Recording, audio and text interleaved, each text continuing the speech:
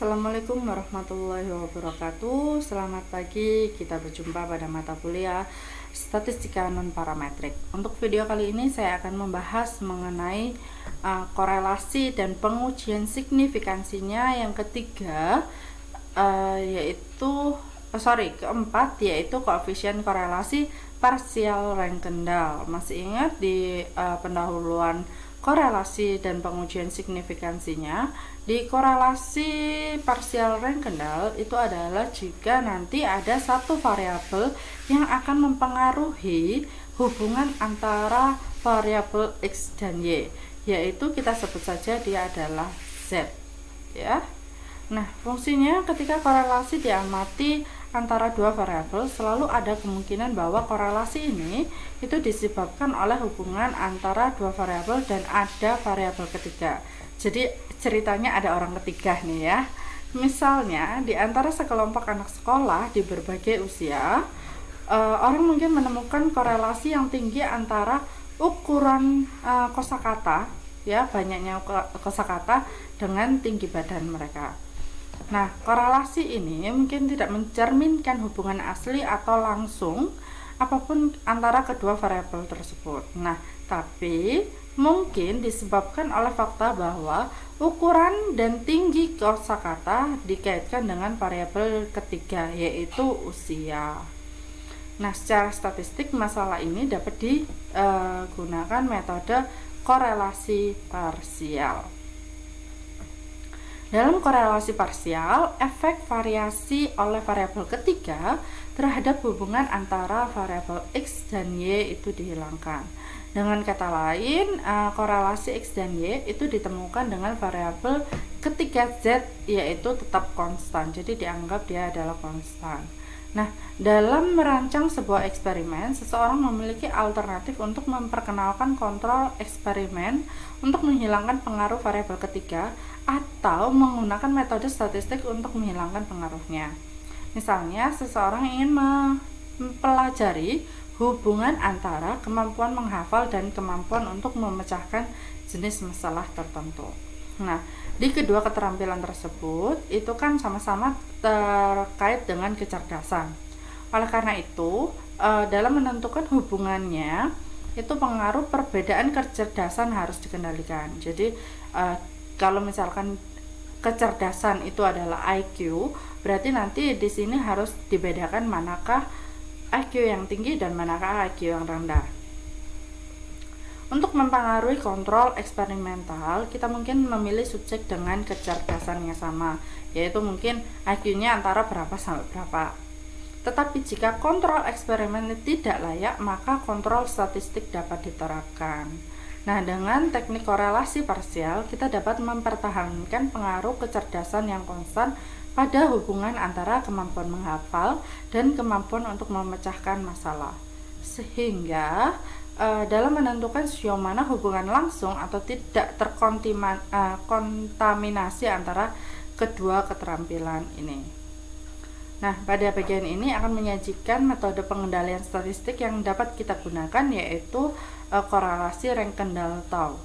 Nah, untuk menggunakan metode korelasi parsial untuk non-parametrik, itu berarti nanti datanya harus diukur dengan setidaknya skalanya adalah ordinal.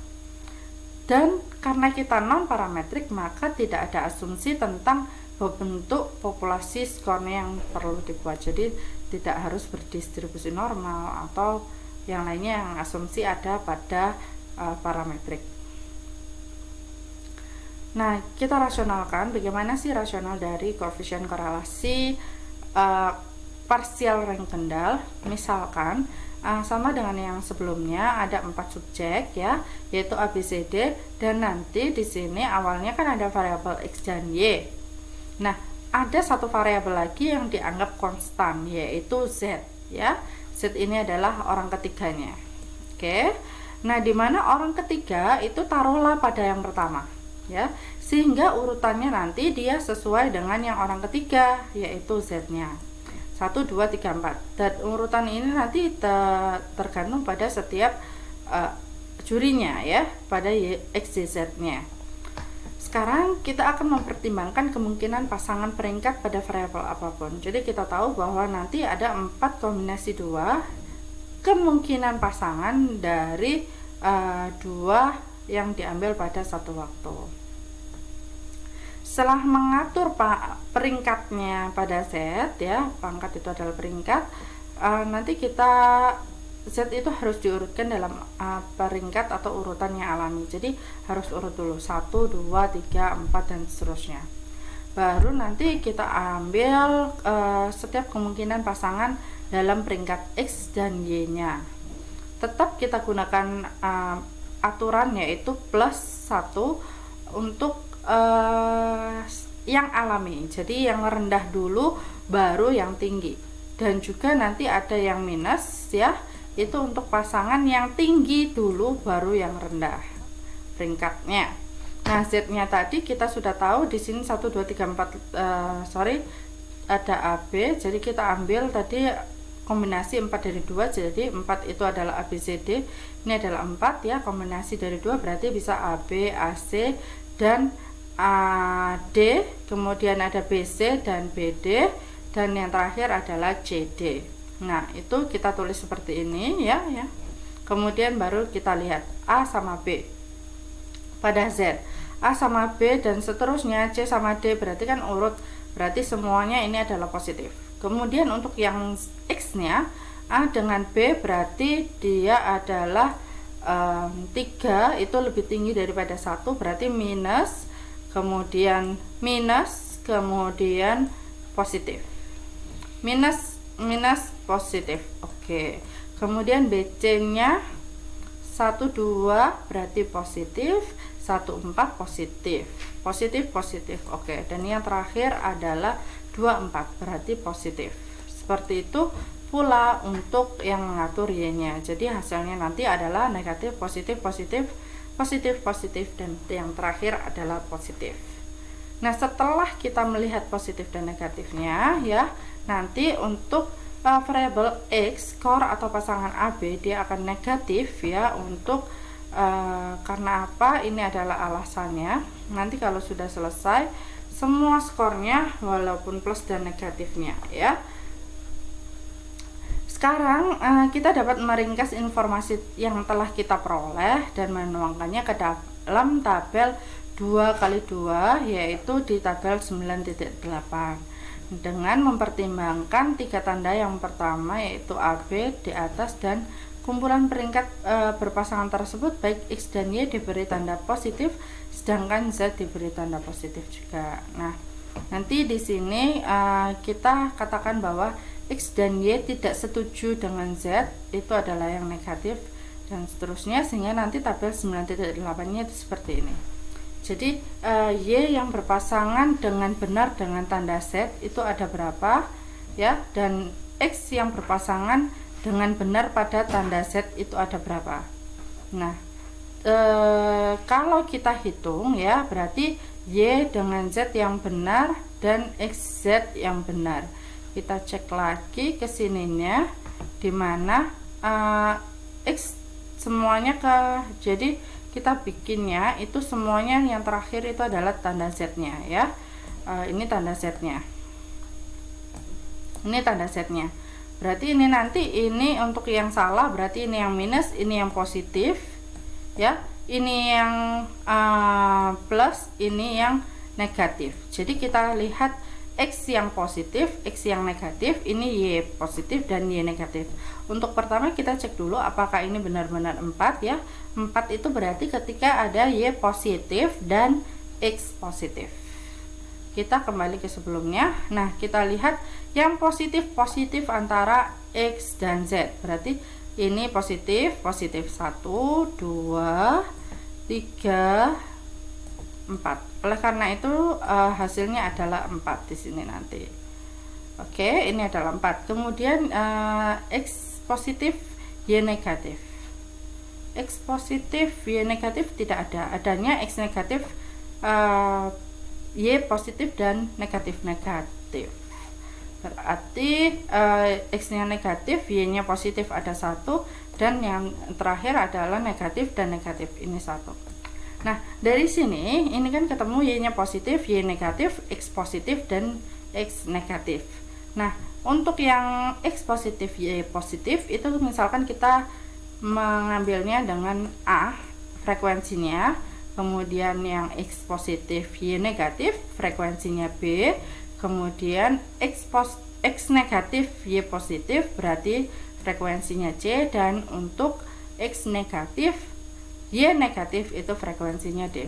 Maka nanti kita bisa menghitung total dari baris maupun total dari kolomnya seperti ini, dan nanti di totalnya ya, total keseluruhan itu merupakan kombinasi N2, yaitu kalau dalam kasus tadi contohnya itu adalah 6 ya, 4 kombinasi 42 adalah 6. Nah, koefisien korelasi rank parsial kendal itu kita tulis dengan seperti ini, di mana kita tahu bahwa Z-nya kita anggap konstan, berarti nanti di sini ada titik Z-nya. Ya, bisa kita baca bahwa korelasi antara X dan Y dengan Z-nya tetap konstan. Nah, nilai dari koefisien korelasi rank parsial kendal itu adalah seperti ini, rumus 9.12, yaitu AD minus BC dibagi dengan AB plus CD ya, AD BC ini AD A dikali D ya, B kali C, A kali B ini positif, ini kali dikurangi B kali C, kemudian A plus B dibagi dengan A plus B, C plus D ini dikalikan semua ya, berarti dikalikan akar 5 dikalikan 1 dikalikan 4 dikalikan 2. Nah, dalam kasus yang tadi yang ini itu kalau kita hitung nilai koefisien korelasi rank parsial kendal ya, itu adalah 4 kali 1 dan seterusnya, dan hasilnya adalah 0,63.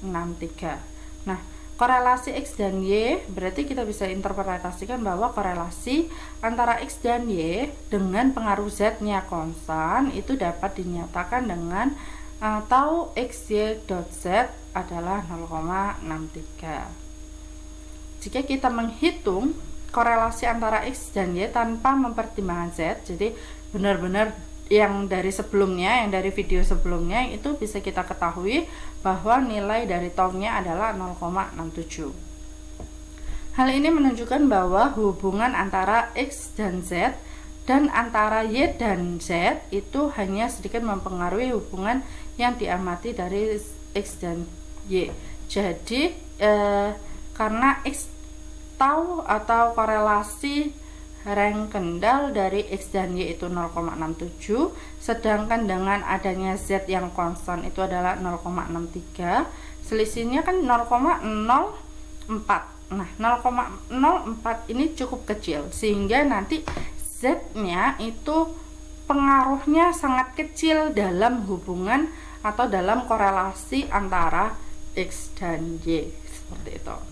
Nah, jenis kesimpulan ini bagaimanapun harus dibuat dengan reservasi, kecuali ada alasan sebelumnya yang relevan untuk mengharapkan ada efek apapun yang kita amati. Jadi Z-nya itu benar-benar harus relevan. Rumus 9.12 kadang-kadang kita bisa disebut dengan koefisien P, dan hal itu dapat ditunjukkan dari rumusnya, yaitu tau XY dot Z sama dengan akar dari C square per N. Nah, kehadiran C square dalam mengekspresikan dalam rumus ini menunjukkan bahwa korelasi parsial rank kendal itu mengukur sejauh mana X dan Y setuju secara independen dari kesepakatan mereka dengan Z-nya. Nah, untuk metodenya dari kita tahu tadi ya, meskipun metode yang kita tunjukkan tadi itu sudah bisa menghitung nilai korelasi koefisien korelasi parsial rank kendal dan berguna dalam mengungkapkan sifat korelasi parsialnya, karena n-nya yang semakin besar berarti nanti di sini akan cukup membosankan dalam menghitung kombinasi n2.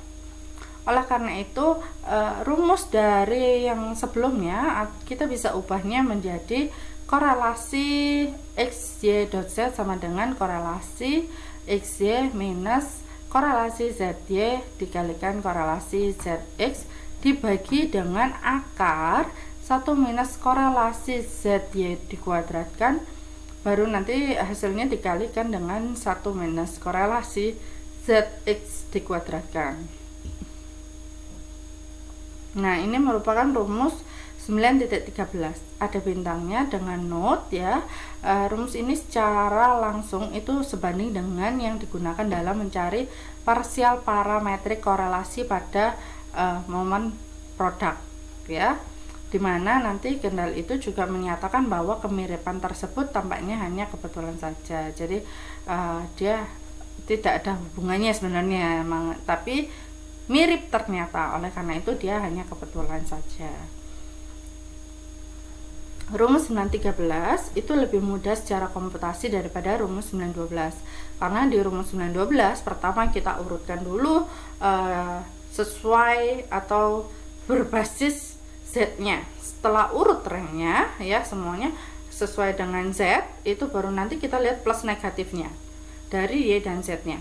Setelah kita lihat positif negatifnya, baru kita tabulasi silangkan antara X positif dan Y positif, X negatif dan Y negatifnya ya. Jadi X dan Y baik positif dan negatifnya. Setelah itu baru kita gunakan rumusnya itu tadi. Tapi kalau seperti itu kan prosesnya lama, jadi kita lebih enakan karena kita biasanya juga sudah menghitung nilai korelasi dari X dan Y, dan menghitung nilai korelasi untuk tambahannya yaitu Z, Y, dan ZX itu cukup mudah.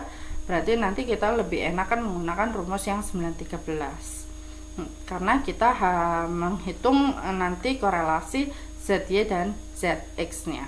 Nah, dari sini kalau kita hitung di sebelumnya korelasi XY nya 0,67, sedangkan kita hitung ulang lagi untuk yang korelasi ZY dan juga ZX nya yang sesuai pada video sebelumnya, yaitu pada video koefisien korelasi rank Kendall saja.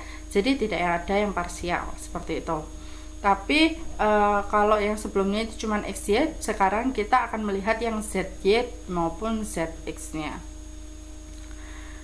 Kemudian kita masukkan nilai-nilai dari korelasi ketiganya ke rumus 913, nanti hasilnya adalah 0,63. Dengan menggunakan rumus 913 kita nanti akan memperoleh nilai hasil tau XY.Z sama dengan yang sesuai rumus 912. Jadi rumus 913 dan 912 itu sama. Ini 913, 912 nya adalah yang ini, sama-sama 0,63 ya.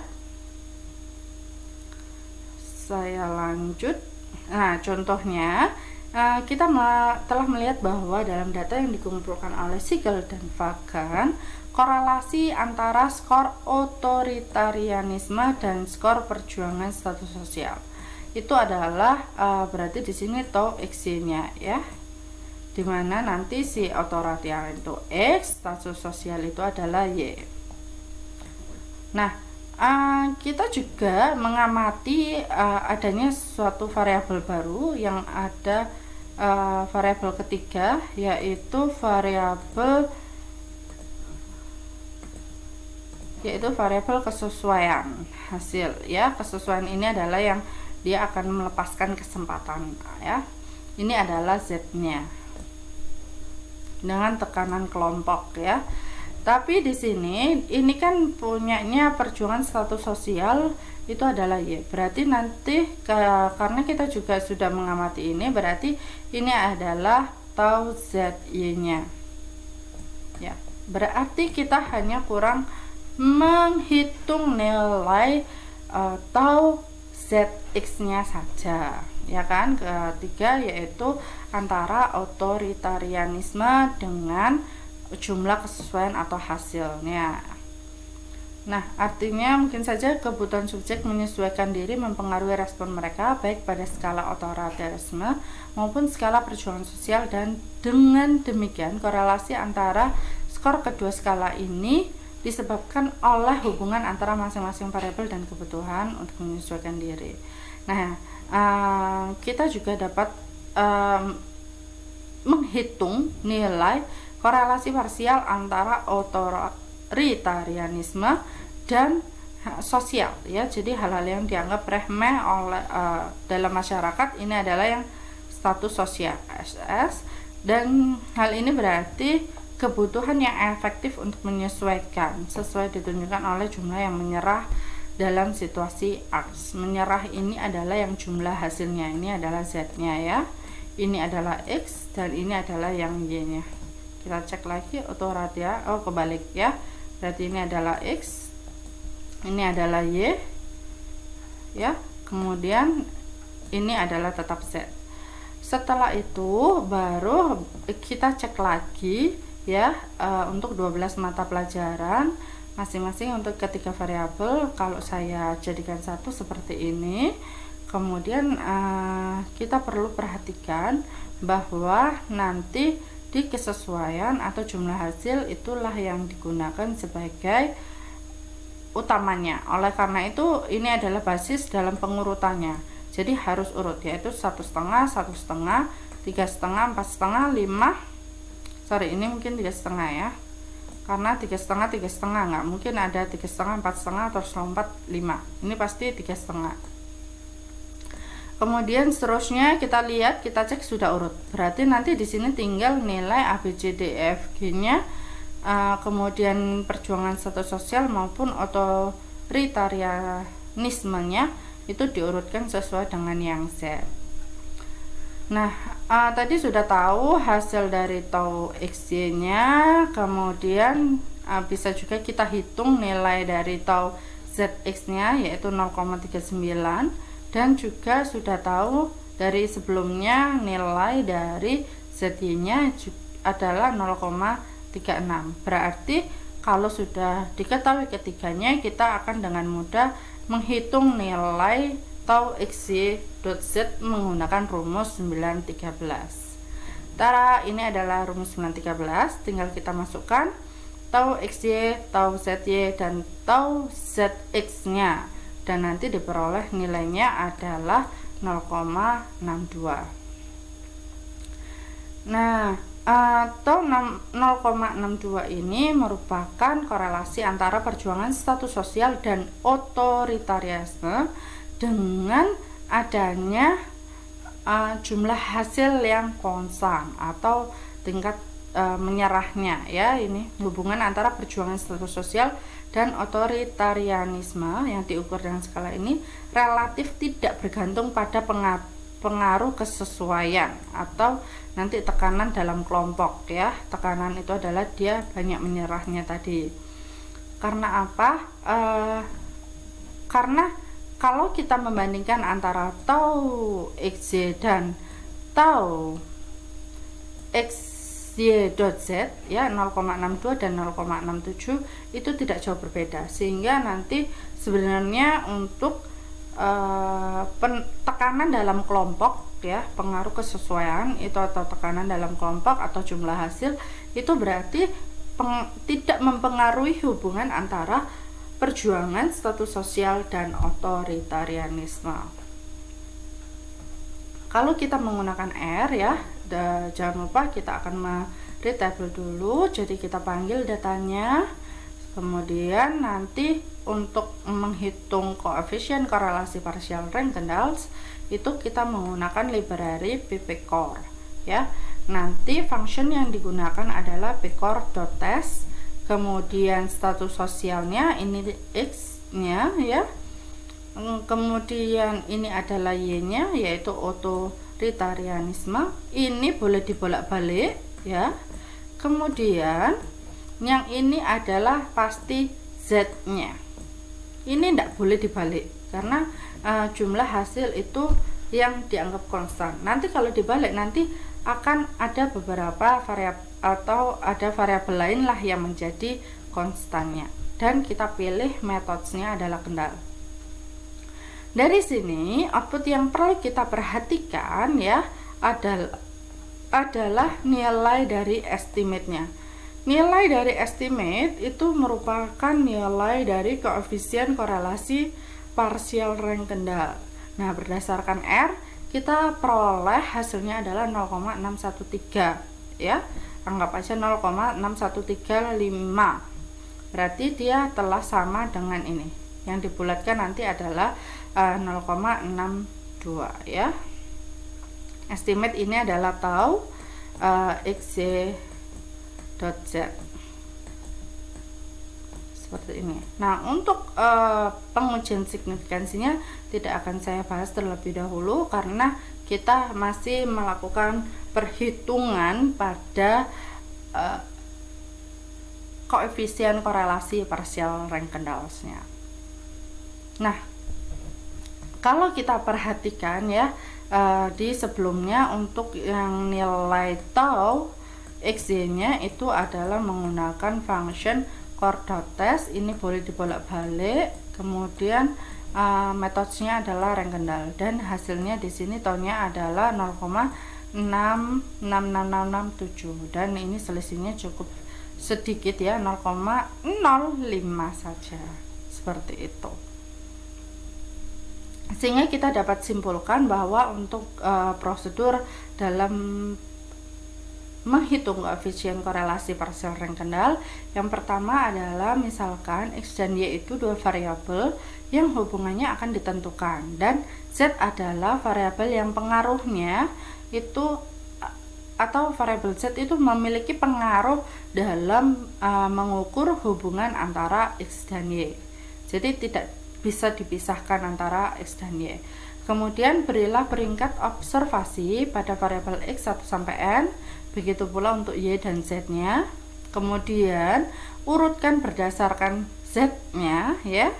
Atau nanti di sini karena kita menggunakan rumus yang satunya yaitu yang sudah terakhir yang paling mudah, berarti kita langsung saja menghitung nilai korelasi xy, korelasi zz, korelasi zx-nya.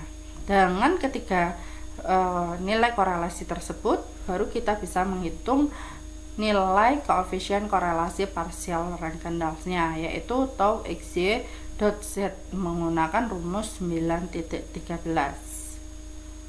Nah, untuk uji signifikansi ya, sayangnya sebenarnya distribusi sampling dari korelasi rank partial Kendall itu belum diketahui, dan oleh karena itu tidak ada tes signifikansi dari koefisien korelasi partial rank Kendall-nya atau tau xy dot z-nya.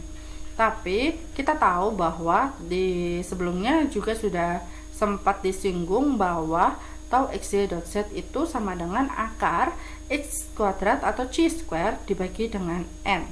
Nah, oleh karena itu berarti kita tahu nih uji c square itu juga dapat digunakan dalam menguji tau xy dot z-nya ya. Dalam hal ini terjadi karena entitas dalam sel ABCD pada tabel 9.9 itu tidak independen. Jadi sebenarnya juga bukan, harusnya kan sebenarnya kalau misalkan di tabel 9.9 pada kalau ada tabel kontingensi ya, total dari semuanya itu adalah n untuk uji c square. Sedangkan pada tabel kontingensi yang ada pada koefisien korelasi partial rank Kendall, yaitu seperti pada tabel 9.9, jumlahnya adalah n kombinasi n2. Oleh karena itu nanti di sini ada perbedaan, yaitu ininya, sehingga uji c square juga dapat dilakukan dengan baik dan bermakna hanya pada pengamatan yang independen saja. Jadi di sini sebenarnya tabel 9.9 itu tidak independen ya. Karena apa? Pasti ada, karena ada perbedaan jumlah dari sampelnya. Sekian dulu. Sebelum itu saya mau kembali lagi bahwa mungkin juga karena di R itu sudah, untuk yang pengetahuan ini itu ada di bukunya Siegel, tapi di bukunya Siegel kan udah beberapa tahun yang lalu. Sedangkan di R itu sebenarnya sudah ada hasil dari statistiknya atau p-value-nya ini. Berarti nanti di sini di p-value itu kita bisa menemukan tes statistiknya ya. Ini adalah statistiknya dan perlu kita cek lagi untuk nilai p-value-nya. Mungkin saja nilai p-value yang ada di sini merupakan hasil dari chi-square ya, karena hasil dari chi-square karena ada kesesuaian rumus antara tau xy.z dengan juga chi-square. Tapi nanti mungkin perlu modifikasi karena independen dan tidak independen pada kedua rumus tersebut ya. Sekian dulu untuk korelasi koefisien korelasi rank parsial Kendall. Jangan lupa untuk like ya, jangan lupa untuk like dan juga subscribe. Bye bye.